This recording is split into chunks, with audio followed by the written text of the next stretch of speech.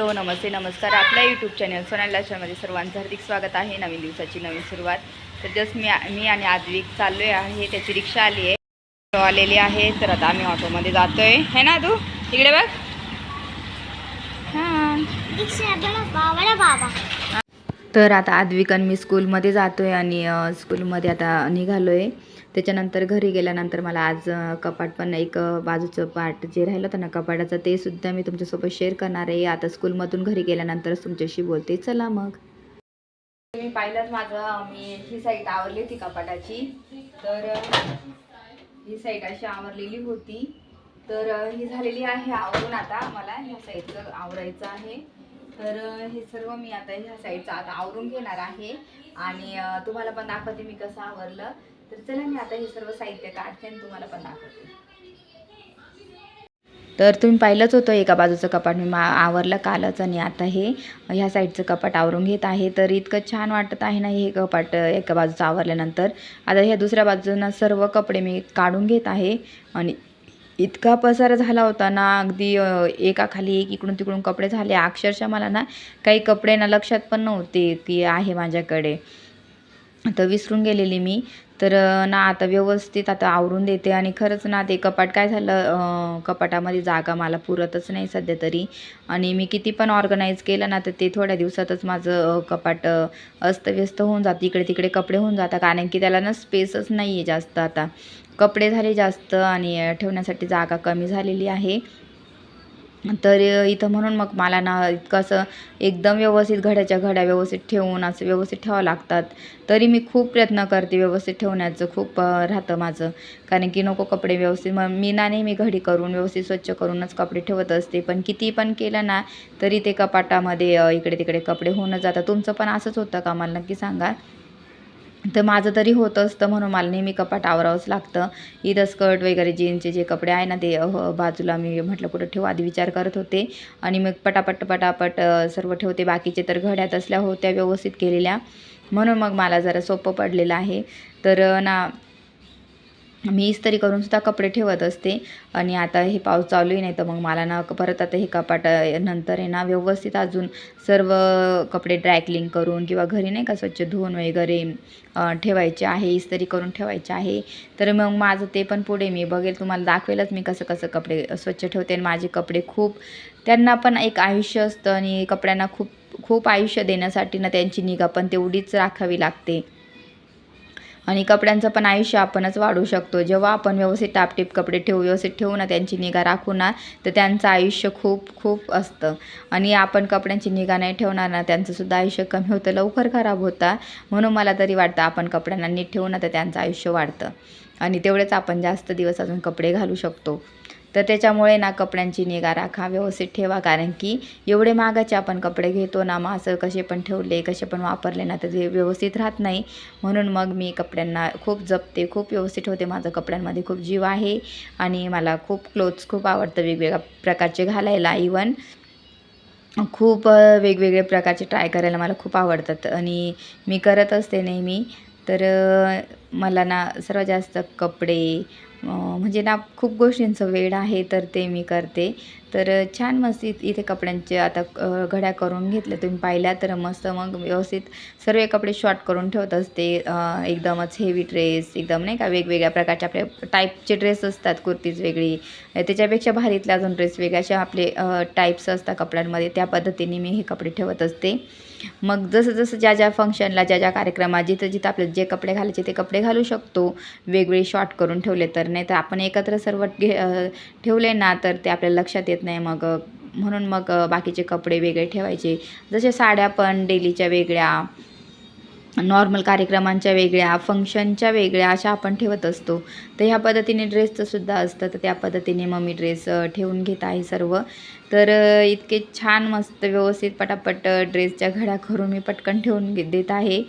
आणि खूप वेगवेगळ्या प्रकारचे माझ्याकडे नायरा पॅटर्नचा हा ड्रेस आहे. तर इतका सुंदर दिसतो ना. तर हा माझ्या मोठ्या दीदीने मला घेतलेला होता. तर इतका छान आहे हा. तर ना खूप छान माझ्या मोठ्या बहिणीची चॉईस खूप छान आहे अजून पण. तर ना हे सर्व कपडे मी आता व्यवस्थित ठेवून घेणार आहे आणि तुम्हाला पूर्ण फायनल लुकसुद्धा मी दाखवेनच. तर क्लोथच्या घड्या करून पण व्यवस्थित ठेवणं आणि काढघाल त्यांची करणं किंवा त्यांचं क्लीन करणं, त्यांना गोष्टी खूप व्यवस्थित ठेवल्या ना तर कपडे खूप व्यवस्थित राहतात.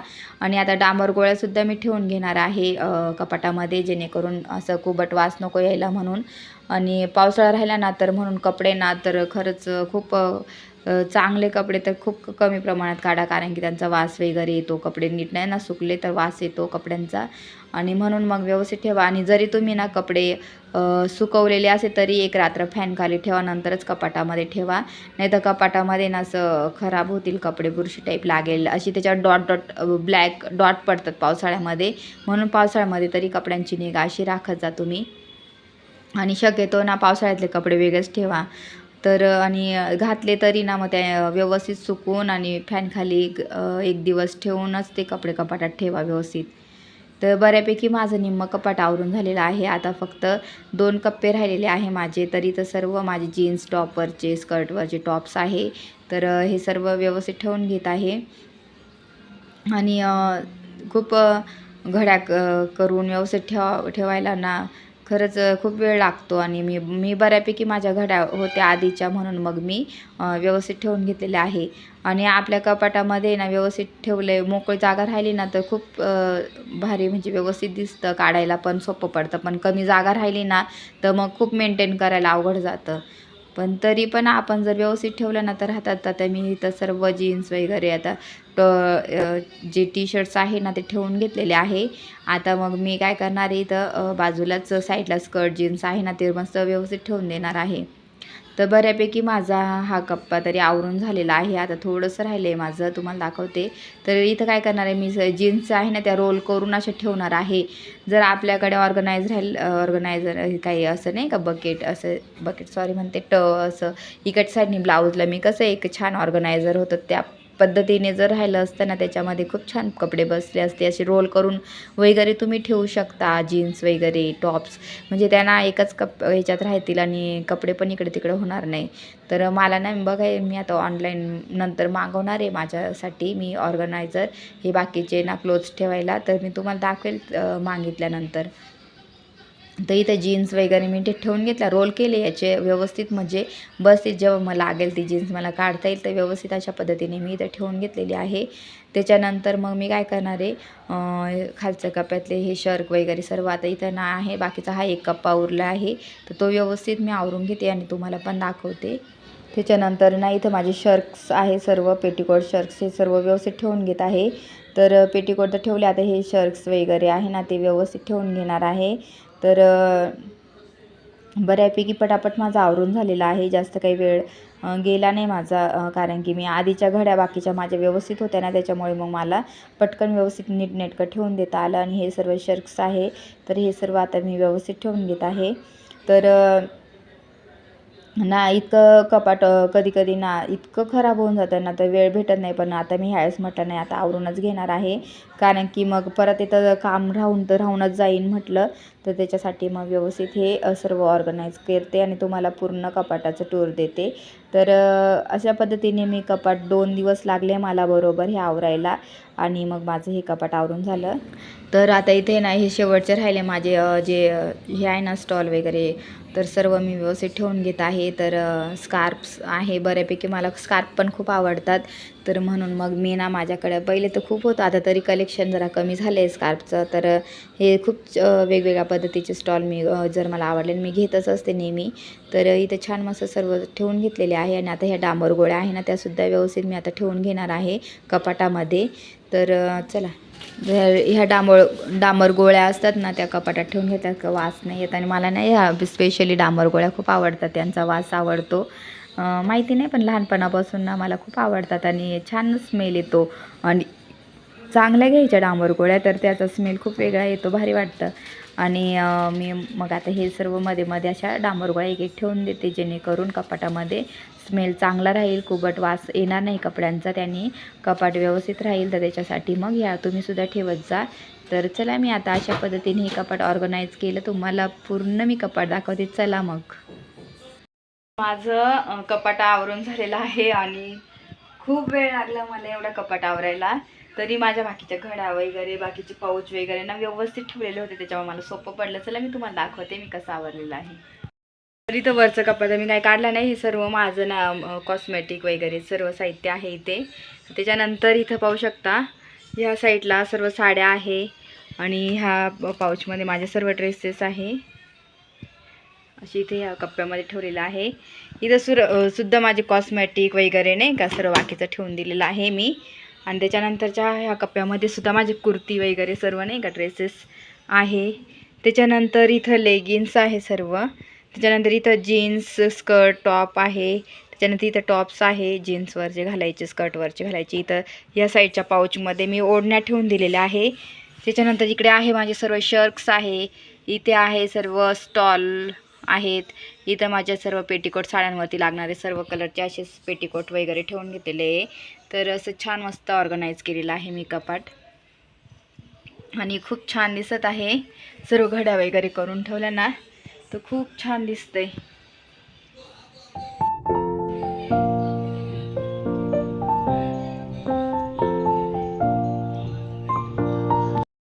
तर माझं ही साईड तर त्या दिवशी आवरली, ही साईड आज आवरली. तर दोन्ही बाजूच्या साईड तुम्हाला दाखवते उघडून. चला मग. तर अशावरती मस्त छान हे कपाट ऑर्गनाईज केलेलं आहे आणि इथं बॅग सेट करून काढून घेते थोड्या वेळ. तर अशा पद्धतीने मस्त सर्व ऑर्गनाईज केलेलं आहे कपाट आणि खूप छान दिसतंय, पाहू शकता. तर अशा पद्धतीने मी सर्व कपाट ऑर्गनाईज केलेलं आहे.